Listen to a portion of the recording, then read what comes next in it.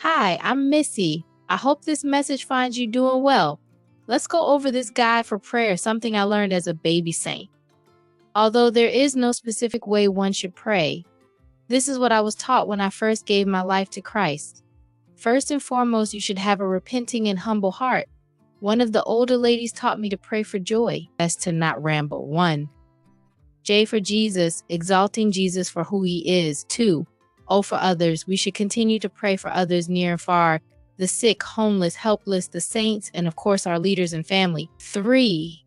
Y is for yourself. After you have acknowledged God or Jesus because of their supreme being and pray for others, then you petition God for your needs. My favorite way is to know the Bible and give God back his word. Let us pray for joy. J for Jesus. Gracious Father, I bless your holy name. I thank you for all you have done. I glorify you and only you. I exalt you because you are God and besides you there is no other. I thank you because you are all-knowing and all-seeing. Lord, you are my banner and the Lord who heals. Thank you, God, for your power to heal physically and spiritually. Thank you because you are ubiquitous. I love you and I thank you, Father God, in Jesus' holy, magnificent name. Oh, for others. Father God, I intercede for the sick and shut in, the homeless and mentally ill, the kids while at school and away from school, the teachers, church leaders, world leaders, my brothers and sisters, as well as the saints of God in your mighty name. Heal your people, God. Bless them individually and collectively in your mighty name. Father God, let your protection and healing virtue have its way. Please, God, go into that hospital or nursery home and do as only you can. Why for yourself? God, I come to you for guidance and direction. Create in me a clean heart and renew a right spirit in me. Forgive me for any and all sins I might have committed. Remove my sins as far as the east is from the west. Cover me with your divine protection and lead me in the path I should go. God, you said in your word, hast not thou made an hedge about him and about his house and about all that he hath on every side? Thou hast blessed the work of his hands, and his substance is increased in the land.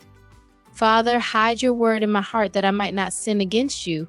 God, I ask these things in Jesus' name. I am asking for favor. I ask for healing and a special touch from you in every aspect of my life. God, if you don't do it, it can't be done. My total trust is in you and only you. In Jesus' name, amen. Although this might not be the best guide for prayer, one must realize that this method is better than standing before your people when called to pray and rambling on senselessly.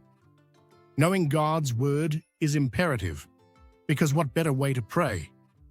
His word is true and will not go out and return unto him void. So let God know.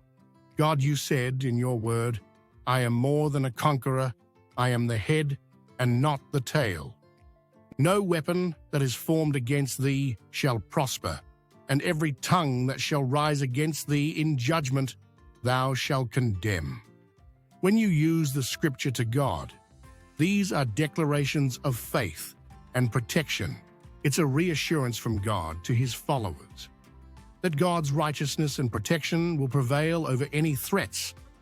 God cannot lie. His word is true and never failing. The example of the prayer from Missy is just that, an example of how one can pray. Remember, the contents of your heart matters. Thank you for taking time out of your busy schedule to be a part of our channel. We appreciate you. We send love and protection to you and your loved ones. In Jesus' name, amen. Amen.